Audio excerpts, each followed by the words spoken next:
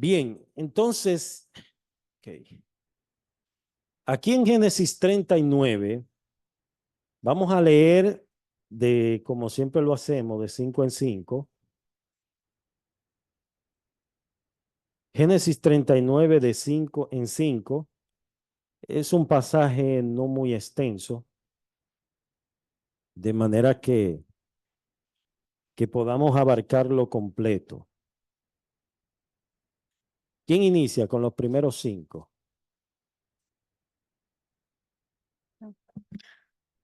Llevando pues José a Egipto, Potifar, oficial de Faraón, capitán de la guardia, varón egipcio, lo compró de los ismaelitas que lo habían llevado allá. Mas Jehová estaba con José, y fue varón próspero, y estaba en la casa de su amo el egipcio. Y vio su amo que Jehová estaba con él, y que todo lo que él hacía, Jehová lo hacía prosperar en su mano. Así halló José gracia en sus ojos y le servía, y él le hizo mayordomo de su casa y entregó en su poder todo lo que tenía. Y aconteció que desde cuando le dio el encargo de su casa y de todo lo que tenía, Jehová bendijo la casa del egipcio a causa de José, y la bendición de Jehová estaba sobre todo lo que tenía, así en casa como en el campo. Amén. Amén. Vamos al siguiente entonces, del 6 al 10.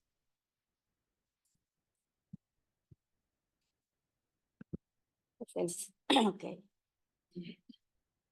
Y dejó todo lo que tenía en manos de José, y con él no se preocupaba de cosa alguna, sino del pan que comía. Y era José de hermoso semblante y bella presencia. Aconteció después de esto que la mujer de su amo puso sus ojos en José y dijo: duerme conmigo. Y él no quiso, y dijo a la mujer de su amo: he aquí que mi señor no se preocupa conmigo de lo que hay en casa, y ha puesto en mi mano todo lo que tiene. No hay otro mayor que yo en esta casa, y ninguna cosa me ha reservado, sino a ti, por cuanto tú eres su mujer. ¿Cómo pues haría yo este grande mal y pecaría contra Dios?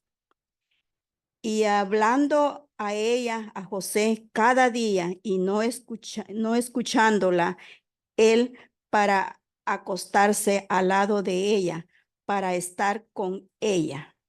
Bien, Amén. gracias, mi hermana.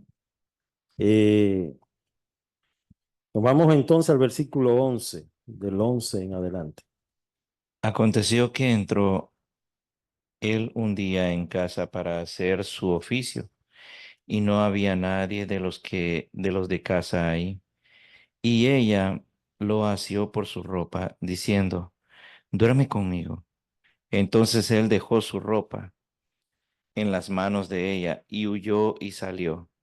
Cuando vio ella que le había dejado su ropa en sus manos y había huido fuera, llamó a los de casa y les habló, diciendo: mirad, nos ha traído un hebreo para que hiciese burla de nosotros.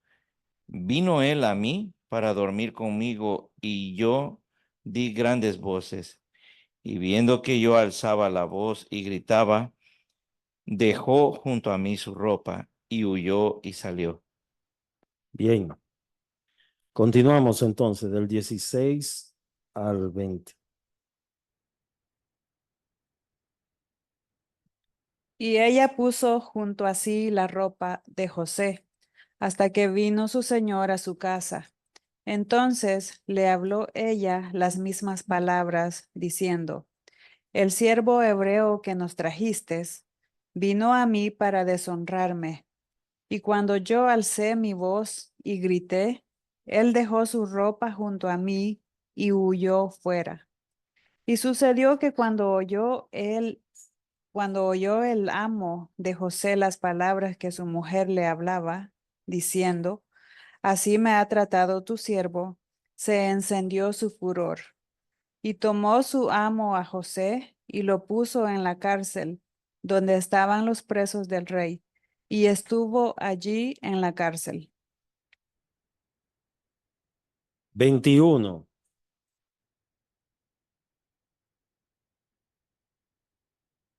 Del 21 al 23, el último pasaje. Bien.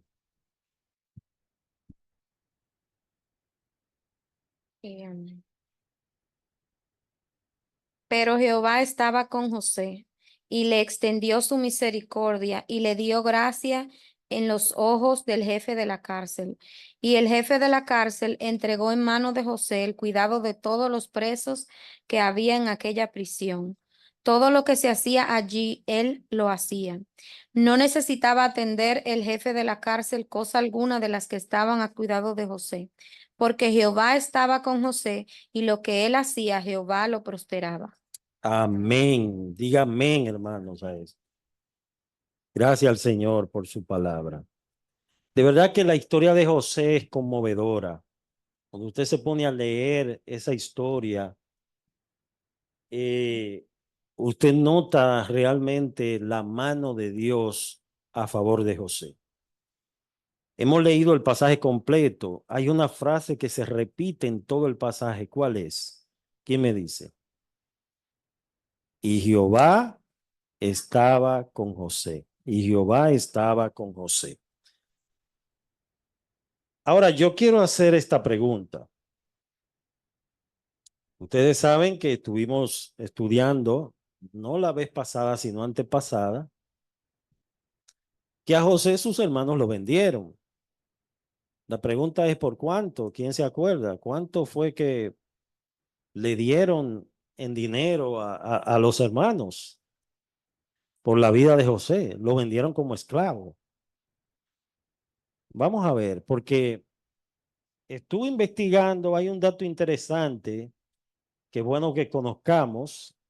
Obviamente que no es una exactitud, son aproximaciones, pero es interesante estudiar esta parte. Fíjense que a Jesús lo venden por 30 piezas de plata. 30. Ese fue el dinero que le dieron a Judas. Pero luego que Judas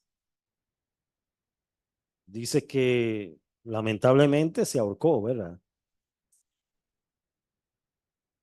Los sacerdotes no sabían qué hacer con esto, con el dinero. No lo podemos devolver porque es algo anatema. Entonces lo que hicieron fue que compraron un campo, un terreno, y le llamaron a Céldama, que quiere decir campo de sangre. Le llamaron a este terreno. Pero a José lo venden por 20 piezas de plata, 20 piezas de plata. Usted se pregunta, ¿y cómo? ¿Cuál es el equivalente de ese dinero al día de hoy? ¿Qué representa eso? ¿Cuál es el equivalente de 20 piezas de plata al día de hoy? Pues en aquellos tiempos la gente trabajaba por un denario. Un denario. Y según estudiosos, algunos consideran que pueden ser más o menos, son aproximaciones. Dicen que es muy probable que esas 20 piezas de plata equivalía a 3 meses de trabajo. 3 meses de trabajo. Calculándolo del denario de un día de trabajo, ¿verdad? 3 meses de trabajo continuo. Entonces, a José, ¿por cuánto lo vendieron? 20 piezas de plata, por 20 piezas de plata. Tenga eso presente, que eso va a salir en el examen. Mire lo que dice aquí, que en la historia de José en el Antiguo Testamento, sus hermanos lo vendieron por 20 piezas de plata, según Génesis 37.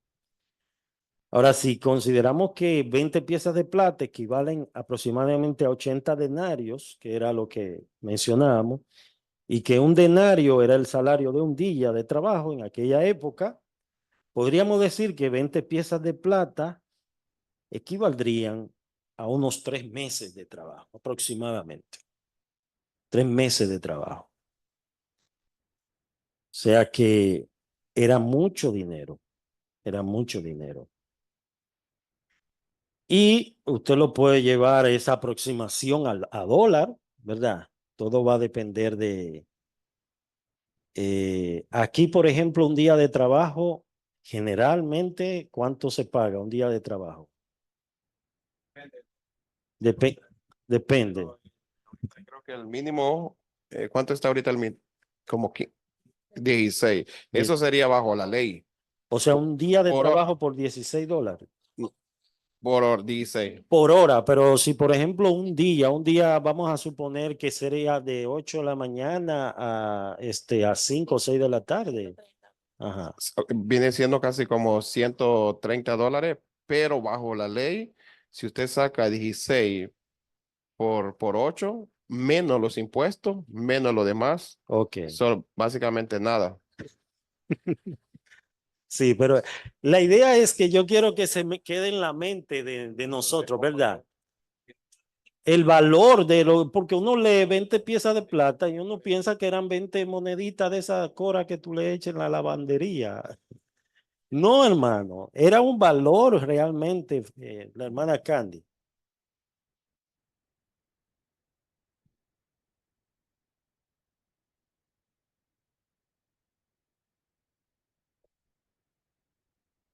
Ese es el mínimo, ok.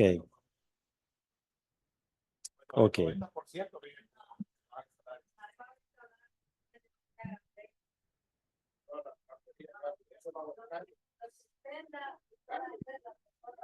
Walmart es una de las más grandes, doña Nancy trabaja ahí. Ahí trabaja la mayor parte. 16. Sí. Pero yo quiero, realmente no quiero que se me queden ahí, porque ese no es el tema.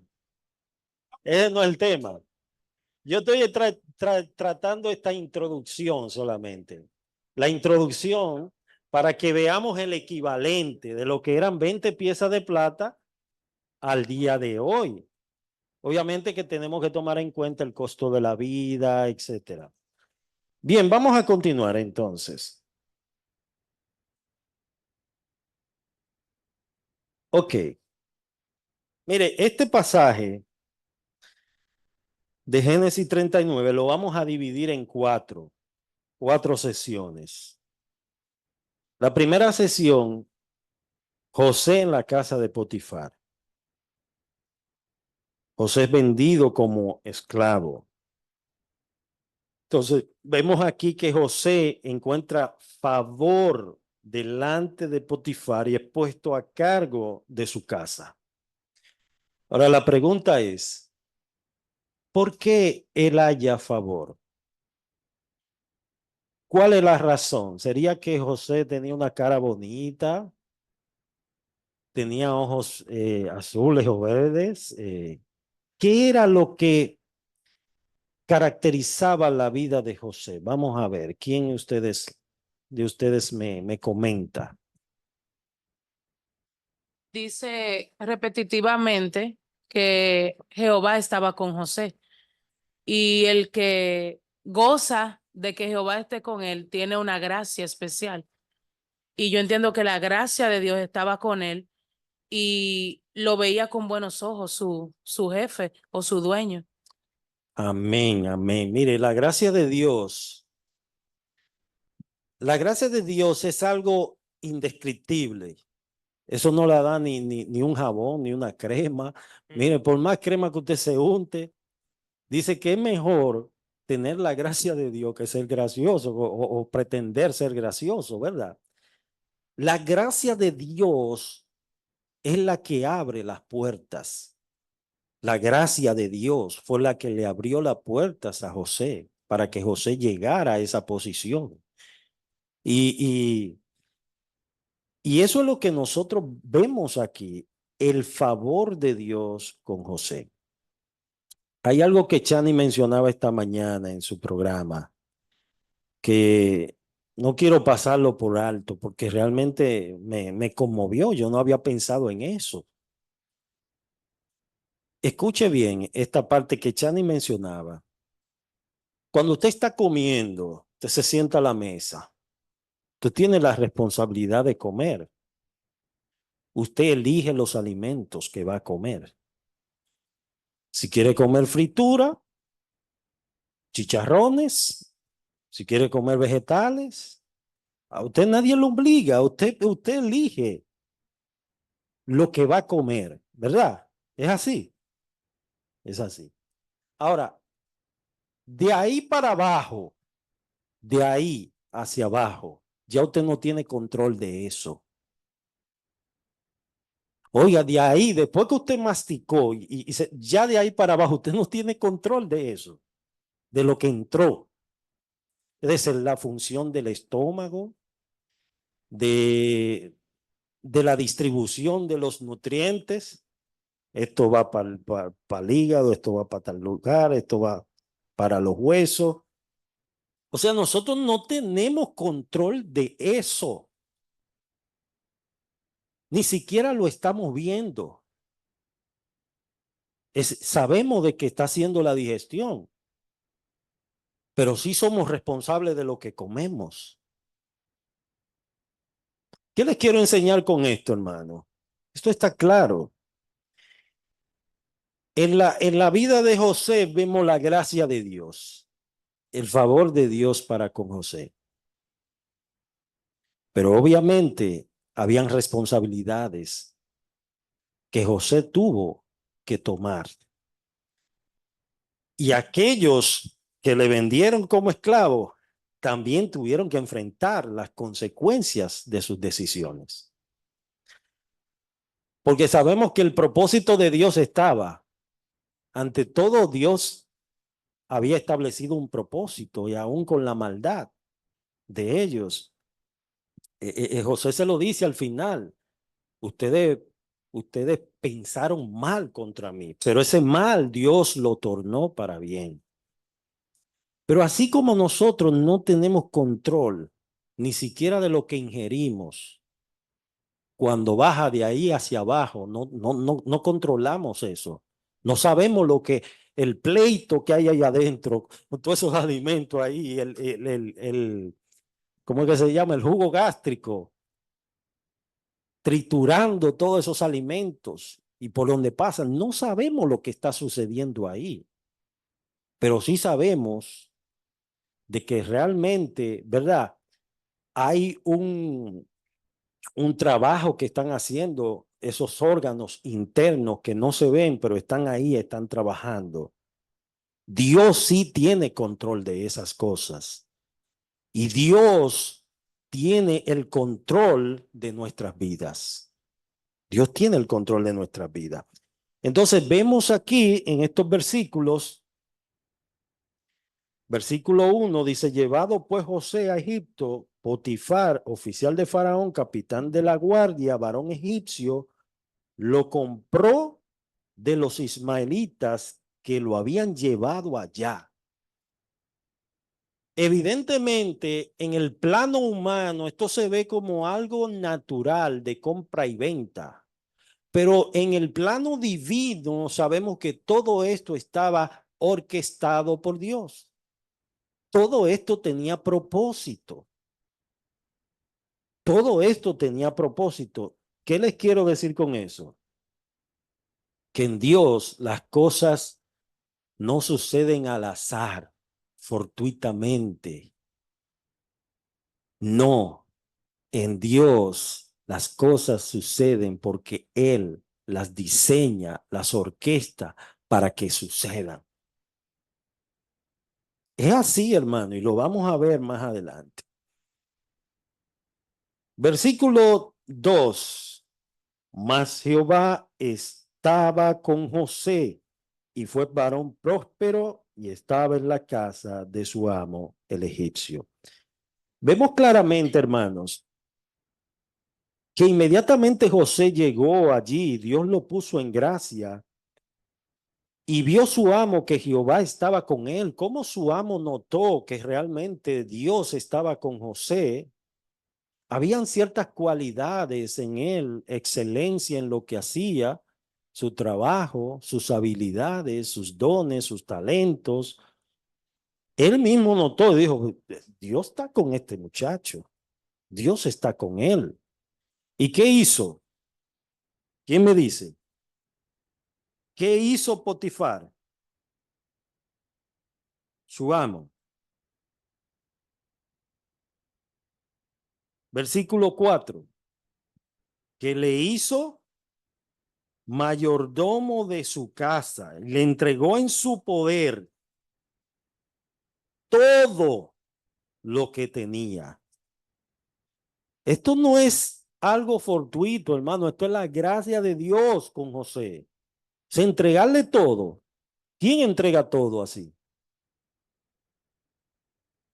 ¿Quién entrega todo? De repente así ven, no, yo te encargo de todo, tú vas a dirigir, tú vas a administrar todo lo que hay en mi casa. Diríamos nosotros en buen dominicano, tiene que ser una gente de suma confianza, una persona bien íntima para yo entregarle todo. Pero ¿por qué le entregó todo? Dios estaba con él. Dios estaba con él. Vamos a ver qué dice el versículo 5. Y aconteció que desde cuando le dio el encargo de su casa y de todo lo que tenía, Jehová bendijo la casa del egipcio a causa de José, y la bendición de Jehová estaba sobre todo lo que tenía, así en casa como en el campo. Allí vemos cómo Dios comienza a florecer y a bendecir la casa de José, la casa de Potifar por causa de José, por causa de la palabra y de la promesa que Dios había hecho hacia su pueblo. Y cómo comenzó a florecer, a prosperar, porque todo lo que Dios toca prospera y crece. Amén. Versículo 6 dice, dejó todo lo que tenía en su mano, en la mano de José, y con él no se preocupaba de cosa alguna, sino del pan que comía. Y dice, y era José de hermoso semblante y de bella presencia. Ahora, era como decíamos al principio, a pesar de que José era de hermoso semblante y era de hermosa presencia, no fue solamente por su cara bonita. No fue por su cara bonita, fue la gracia de Dios con José la que hizo todo esto. Dice, y él, ajá. Vamos entonces a entrar a la segunda parte del versículo, del bosquejo, que es la tentación de José. Primero vimos que José llega a la casa de Potifar. Llega como un esclavo y Dios lo hace gobernador. Ahora vamos a entrar en la tentación. Ok, hermano Ernesto. Sí, no quisiera pasar por alto lo que dice Jehová estaba con José y dice que el amo vio Que Jehová estaba con él. que Dios estaba con él. Nosotros sabemos que la fe en el corazón de un hombre solo Dios la puede ver, solamente Dios. Pero los hombres podemos ver lo que ese hombre hace por la fe que tiene en Dios. O deja de hacer también. Exacto, entonces miramos que en este caso, pues lo que decía Santiago, el Santiago, que el hombre ve cómo se comporta, en este caso un cristiano. O sea, tenemos una gran responsabilidad. O sea, este muchacho es como algo que nosotros debemos de obrar también, porque la gente nos ve, ¿verdad? Si realmente lo que obramos es de acuerdo a la relación que tenemos con Dios. Entonces, la gente puede ver y decir, bueno, ese es cristiano o ese es cuentero. O sea, Sí, sí, ¿me sí, sí, entiendes? sí. No, tenemos gran responsabilidad ahí. Correcto, es como un ebanista que viene y te dice, mira, yo soy el mejor ebanista. ¿Qué es lo que usted le pregunta? ¿Sabe hacer? Déjame ver lo que tú has hecho. O sea, Exacto. muéstrame tu trabajo, ¿verdad? Y hoy me decía un hermano, me decía, mira, yo no pago en publicidad. Sabes que hay empresas que obviamente creen en la publicidad y la publicidad tiene su influencia. No es restándole el poder a la publicidad. Las empresas destinan un presupuesto para invertirlo en publicidad, por las redes sociales, por los canales de televisión, la radio, etcétera. Pero él me decía algo que tiene mucha razón. Me decía, mira, mi mayor publicidad es mi responsabilidad. O sea, cuando tú eres responsable con el cliente se siente a gusto, ¿qué va a hacer? Te va a recomendar. No, no, fulano me quedó bien. Pero si le sucede como una vez nos sucedió a nosotros, que pagamos para hacer unos gabinetes bien bonitos y la persona nunca nos hizo el trabajo, o sea, nos quedó mal en ese sentido, es duro, hermano. Entonces, ¿cómo usted va a recomendar a esa persona? No la va a recomendar, tú ves. Pero vemos, como decía Ernesto, en el caso de José, que veían en él, no era él quien decía que Dios estaba con él, porque una cosa es que tú me digas, Dios está conmigo, no eran los demás que notaban de que, óyeme, Dios está con este muchacho.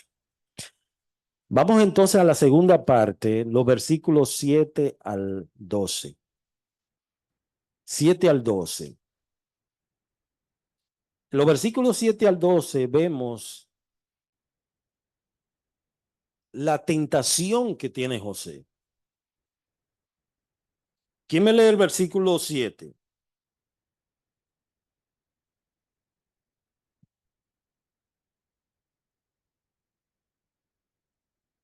Aconteció después de esto que la mujer de su amo puso sus ojos en José y dijo, duerme conmigo.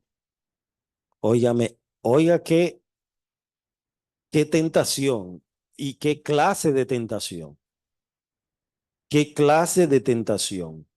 No era cualquier mujer, era la mujer de su amo.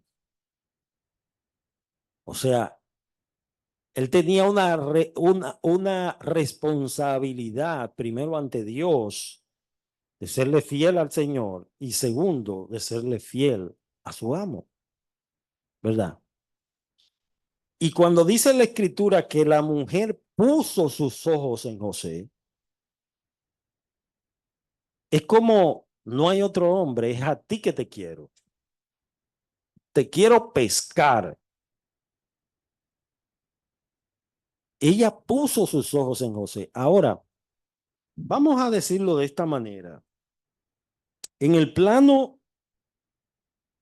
humano era ella que estaba detrás de José.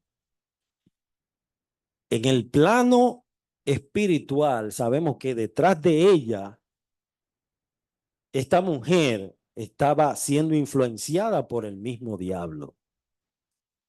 Porque ¿quién es el tentador desde el principio? Dios no tienta a nadie, hermano.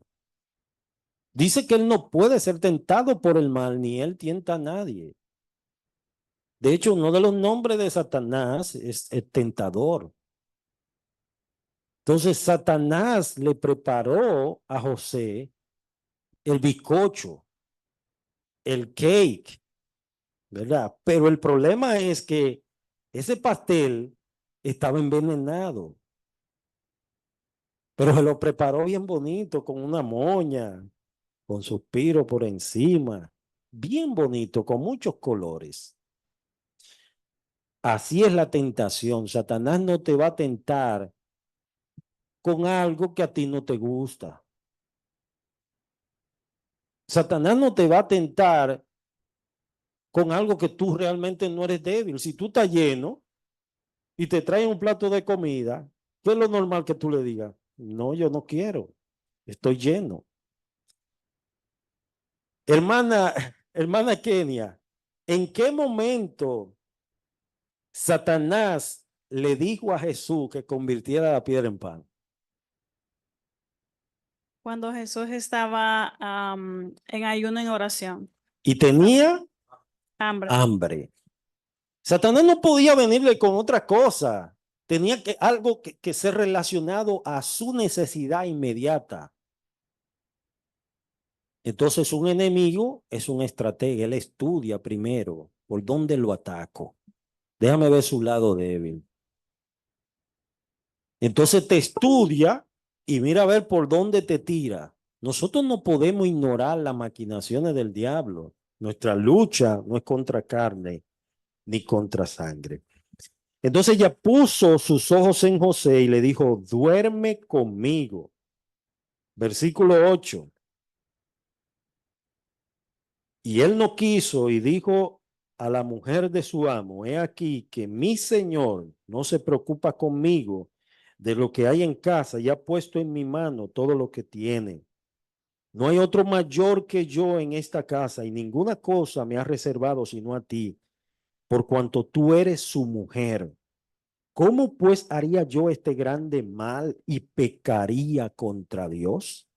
Fíjese cómo José tenía un principio, lo que hoy en día por muchos es considerado como algo normal, ¿verdad?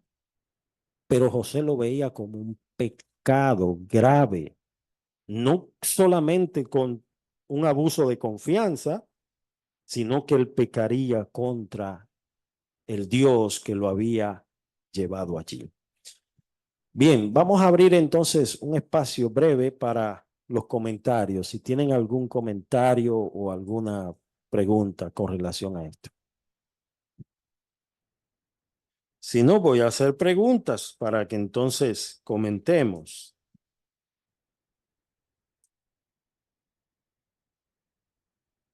José tenía, ¿verdad? Mucha responsabilidad.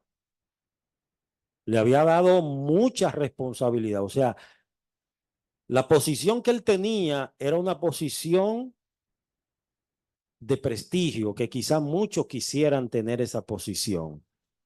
Y Dios lo había llevado allí. Pero a la vez, Satanás buscó toda la manera posible de apagar esa luz. Mira, hermano, desde que Dios comienza a poner su gracia en ti y comienza a usarte, el diablo no le va a llevar un ramo de flores ni le va a felicitar. Usted va a recibir ataques por todas las direcciones. Y fíjese que no todo fue color de rosa, porque usted lee desde los versículos 6 hacia atrás, todo está bien. Del versículo 7 comienza la tentación. Pero también era una manera de probar. Dios estaba probando realmente a José. A veces la tentación puede convertirse en una prueba. Una prueba, por un lado, Dios te está probando. No porque Dios no sepa lo que tú puedes hacer. Él lo sabe todo. Sino Él está probando tu fe. José estaba siendo tentado, pero a la vez también estaba siendo probado. Eran las dos cosas. Dice que José rechaza y huye de la mujer. Y cuando esta mujer se siente rechazada, eso era como un insulto. Ella entonces hizo así, cambió los papeles y dijo,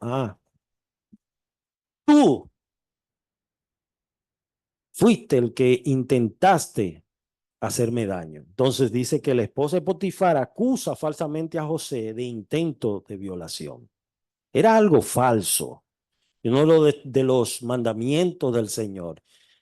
No dirá falso testimonio. Ella levantó un falso testimonio contra José. Sin José saber nada. O sea, él era inocente delante de Dios, pero nadie le creyó. ¿A dónde lo llevaron? ¿Mm? A la cárcel. ¿Por qué lo llevaron a la cárcel? Porque nadie le creyó, hermano. Era la voz de la esposa de su amo que lo estaba acusando.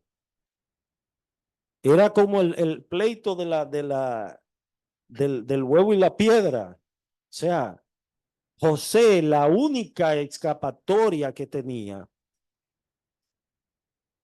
era que Dios realmente estaba con él. Pero humanamente no había salida. No había salida. Vamos a ver. Jenny y después Ernesto.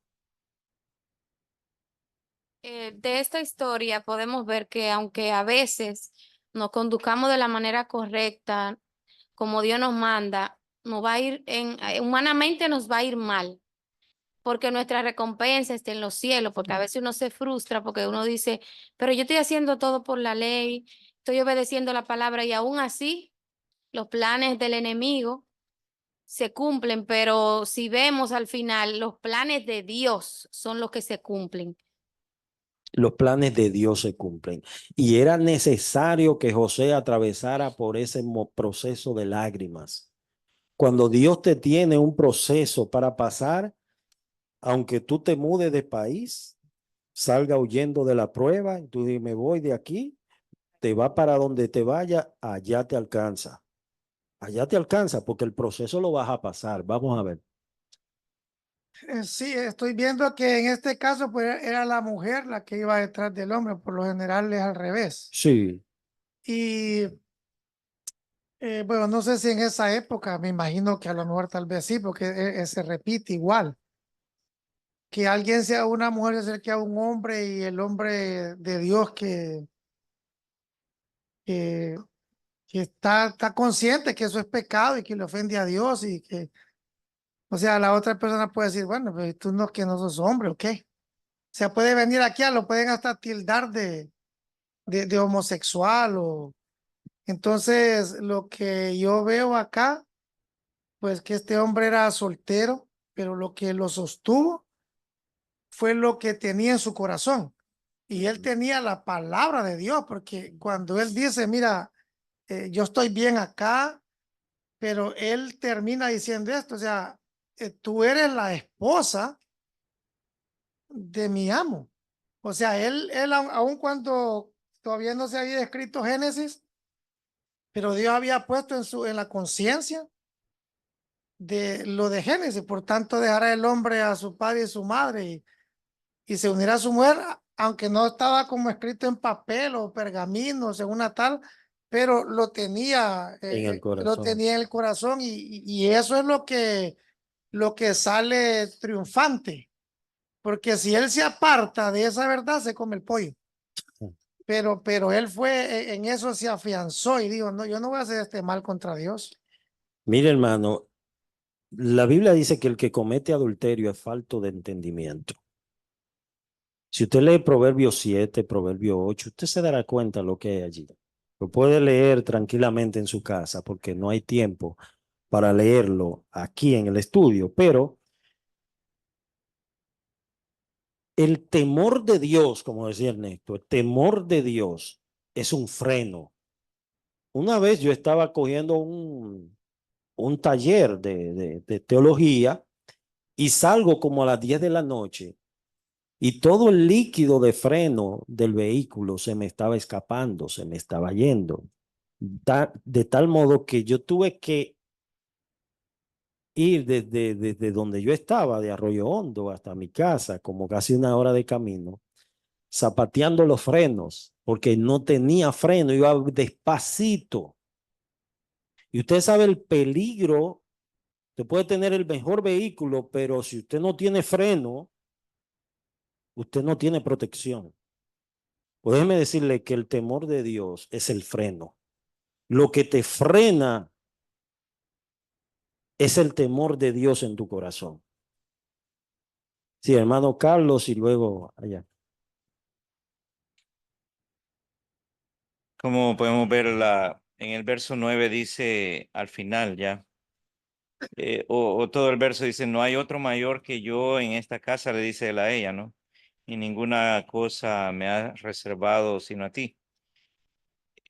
La tentación está enfrente, Ujú, pero la gran pregunta que él mismo le expresa a ella en modo de pregunta, una pregunta retórica, una respuesta. ujú. ¿Cómo pues haría yo este grande mal? Número Wow. uno.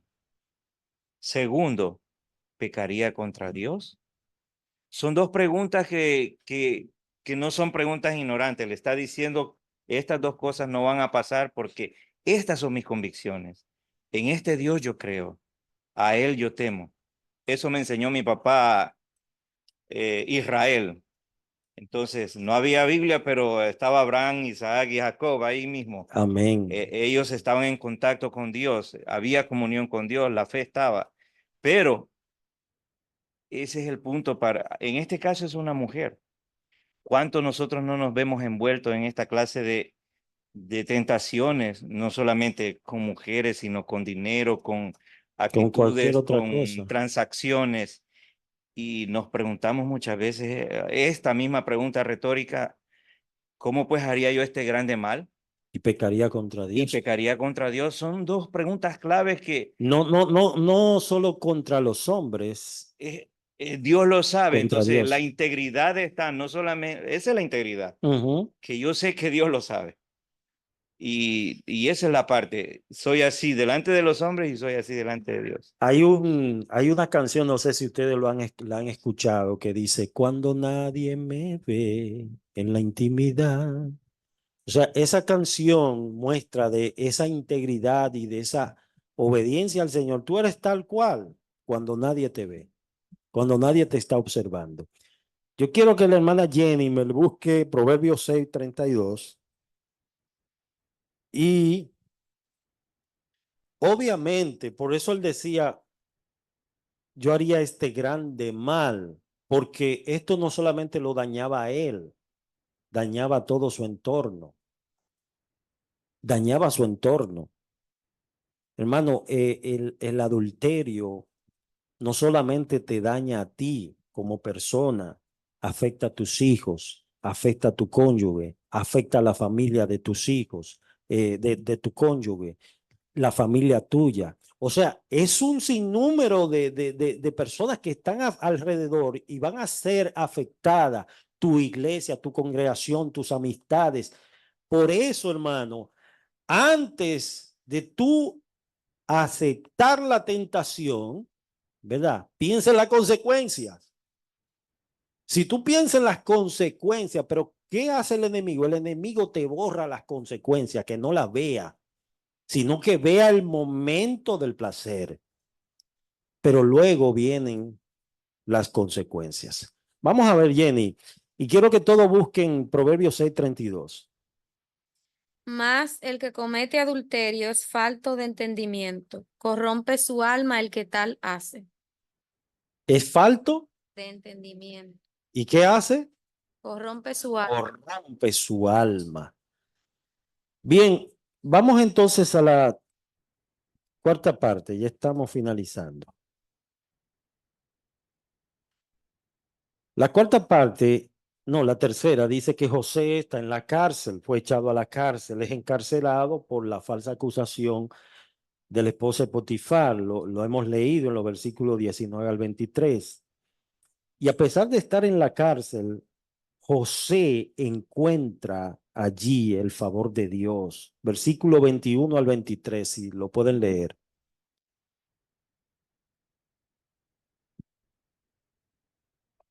Pero Jehová estaba con José y le extendió su misericordia y le dio gracia en los ojos del jefe de la cárcel. Ahí está. Dios estuvo con él aún pasando el proceso más difícil. No sé cuántos de los que están aquí han visitado cárceles. ¿Usted ha visitado alguna cárcel? Hermanos, es terrible, de verdad. Usted va por una hora y ya usted quiere salir de ahí. Imagínese estar 1 año, 2 años. 3 años.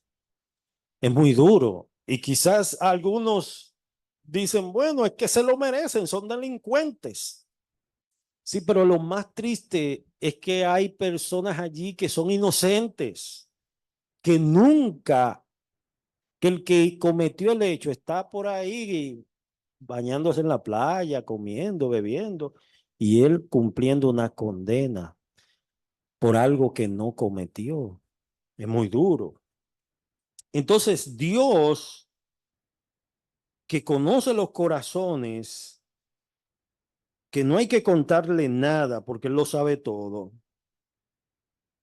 vio la condición de José. Dice, Jehová estaba con José, aún estando allí en la cárcel, y no solo esto, lo puso en gracia con el jefe de la cárcel.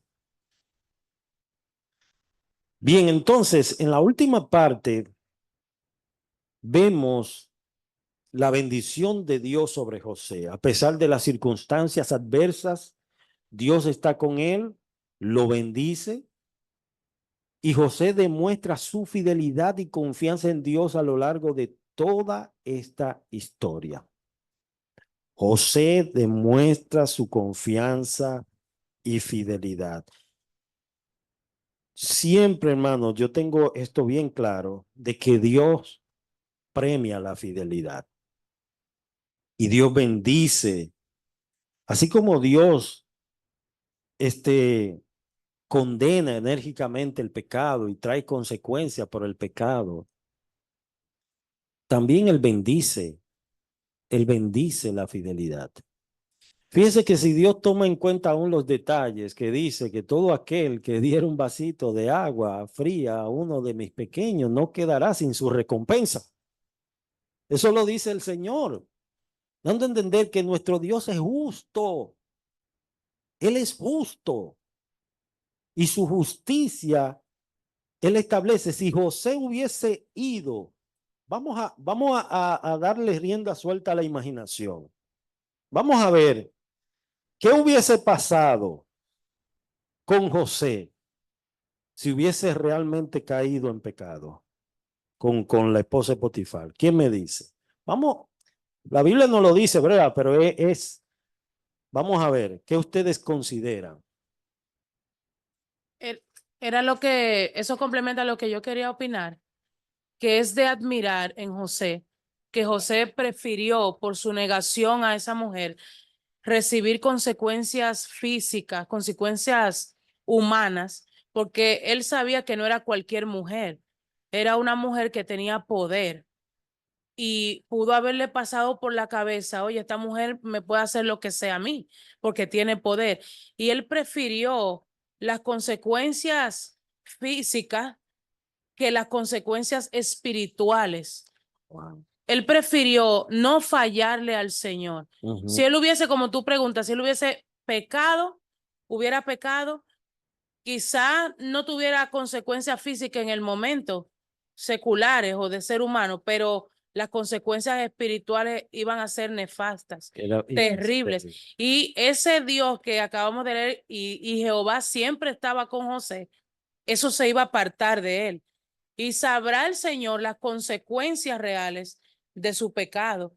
Porque el enemigo te tira la sábana, pero cuando tú cometes el pecado te la quita. Te la quito. Y te abandona. Eso es así. ¿Alguien más? Mano Carlos.